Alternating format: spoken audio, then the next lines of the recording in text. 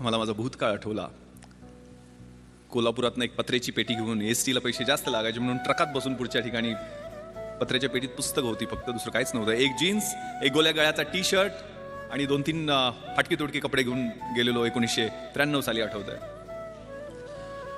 मनामध्ये स्वप्न होती, मोठी स्वप्न होती. पण तिथं गेलो त्यावेळेला परिस्थिती वेगळी होती. राहायची कुठंच मुंबईत सोय होत नव्हती. SIC ही IAS IPS अधिकारी बनवणारी पंढरी जी आहे ती चर्चगेट आणि VTच्या मध्ये आहे, की जिथं राहणं सर्वसामान्य माणसाला परवडतच नाही आहे. परंतु सुदैवानं आमदार निवास आहेत. तर गुलाबाच्या समोर ते मॅजेस्टिक आमदार निवासमध्ये पेटी टाकली, पत्र्याची पेटी ठेवली. पण आपल्याला माहिती आहे सगळे कार्यकर्ते आमदार निवासमध्ये त्या गुलाबा कॉजवेवर काय काय खातात आणि संध्याकाळी कसले कसले वास सोडतात सांगू शकत नाही आहे. झोपच लागायची नाही. मग ते बाहेर पट्टे टाकून झोपण्याचा प्रयत्न केला, पण ढेकणं आणि पिसवा आणि मच्छर एवढे त्यांच्याशी स्पर्धा करत तिथं राहायला लागायचं. तिथनंच 2 मिनिटाच्या अंतरावर यशोधन, सुनीती, सुरुची IAS IPS अधिकाऱ्यांच्या क्वार्टर्स आहेत.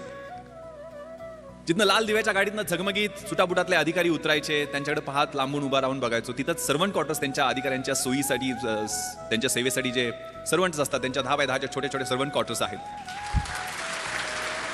तिथं मी थोरात साहेबांचं, आदरणीय थोरात साहेबांचं, त्या 10 बाय 10 क्वार्टर, 10 बाय 10च्या सर्वंट क्वार्टर्समध्ये सुद्धा त्यावेळेला राहायला सोय झाली नाही.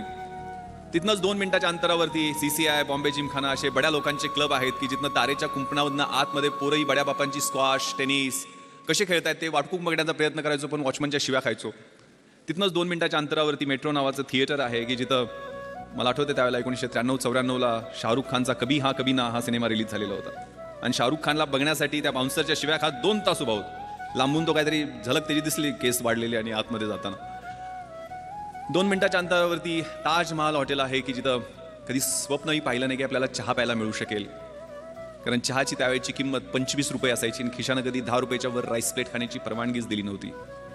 संध्याकाळच्या वेळेला त्या समुद्र किनाऱ्यावरती सूर्यास्त होताना डोळ्यातनं अश्रू गळायचे. आपल्याला हे जमेल का? एवढं मोठं स्वप्न IAS IPS होण्याचं आपण घेऊन मुंबईला आलेलो आहे का? इथंच कुठंतरी त्या दिलाय रोडवरच्या कामगारांच्या रूममध्ये सगळे नातेवाईक तिथं झोपायचे, एकानंतर एकाला एका बाजूला असे सगळे ओळीनं झोपलेले दिसायचे. तिथं झोपायला आणि काहीतरी काम करायला लागेल आयुष्यभरासाठी.